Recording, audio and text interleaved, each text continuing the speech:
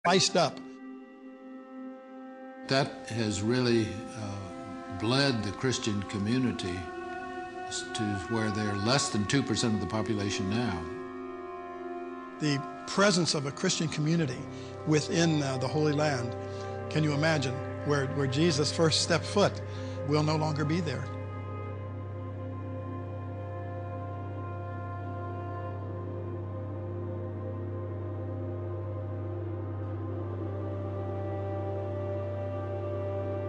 I know both from the moral sense and from the practical sense that the only way to stop the violence is to treat the root cause from which the violence has started.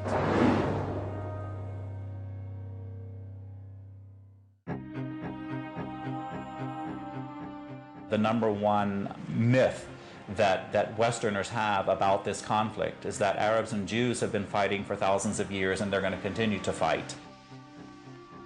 This is really quite bizarre because all it takes is a little bit of reading of history to find out that this just isn't true. There is no congenital historical enmity between the Arabs and the Jews. The Jews flourished in the Arab world at a time when they were being persecuted throughout all of Europe. At the end of the 19th century, because of anti-Semitism in Europe, European Jews began to try and figure out a solution to the Jewish problem. A very small minority adhered to Zionism, the idea that the only place in which they could be safe is within the Jewish state. Zionist Jews actually had a design on the land of Palestine, the idea of creating a homeland for Jews in the land of Palestine. And this is really the beginning of the conflict. The mainstream Israeli Jewish society believed, because that's the way they had been educated, that Palestine was empty, had been empty when the Jewish settlers came there. Who paid the price when they settled there? Is it really true that Israel was a land without a people for a people without a land? Palestine was not empty. It was a land populated by Arabs who had a high level of culture, high level of education. With farms and markets and towns and villages and roads and commerce and lots of interaction with the rest of the world. The population was overwhelmingly Arab.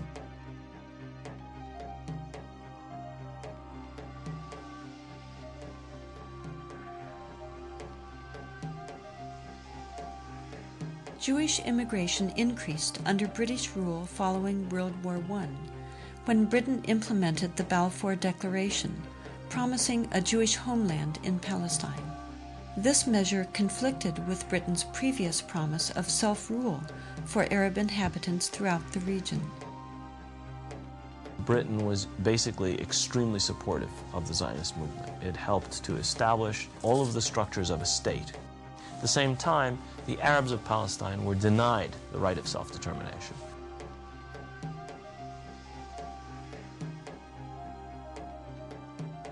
The Palestinians saw a European power decide the future of a non-European territory, in flat disregard of both their presence and wishes. In the 1920s, as land was being stripped away from local residents, the first clashes between Palestinians and Jews began, and would continue on for years to come.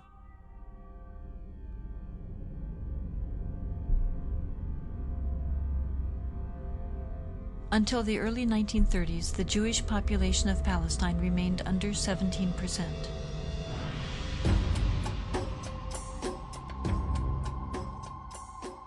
Hitler's rise to power in Germany completely changed that. In just 5 years, 174,000 Jews flooded into Palestine, doubling their population.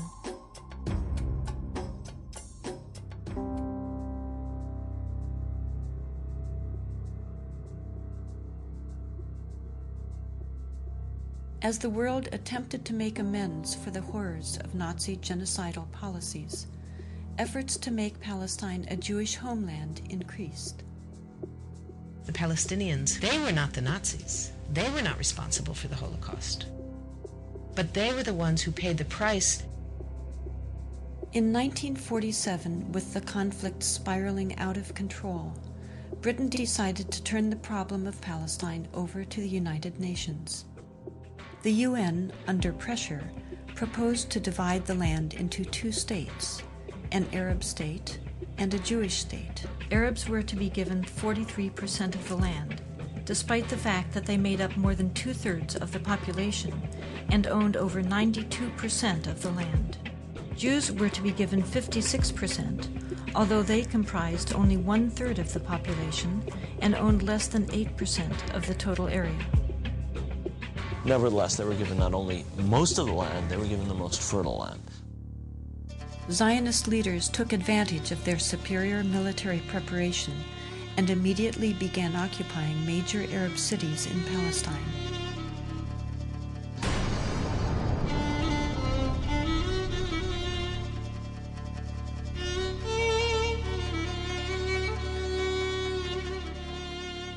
I was among the people that conquered Akko.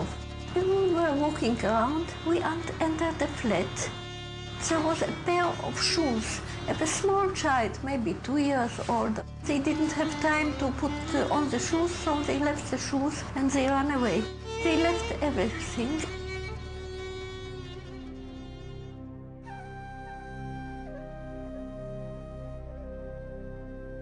We found out that there was a systematic expulsion of Palestinians, and there was, as I said, there was an ethnic cleansing operation taking place. The most infamous campaign was the massacre at the village of Deir Yassin, where over 100 men, women, and children were systematically murdered. هذا البيت كان متخبين فيه أنا وولادي وأخويا موسى. ما كان لي أنا عندنا أخوي موسى مشان نتونس بالله فيه. هذا البيت. أجوا قالوا لما كنا بالبيت كنا مش كسر خبطنا الكنبلة وجينا صورتنا وبنتي الصوابت لمسحوا ولادي. وكان بعد ما راحت المراكة الحالة كانت كسروا الباب علينا وطلعونا. بدهم يقتلوا أخوي موسى ضربوا فيه على وجهه يقتلوه. وتناولت 250 ليرة من عدة. وقلت يا خواجة بس مشان الله الطالب بدها قلت للشي قال لي كتير انت كويس هات المصاري بارس اخوتي الحنو شو تسوي فيها اخوتي الحنو اجراك يا ويلي هي زبطتك على الصلاة راك حلو هذا لكن يعود حط لك الخمس سير ويكون راسك في موسى قدامك حط لك 5 3 مليون تحت راسك.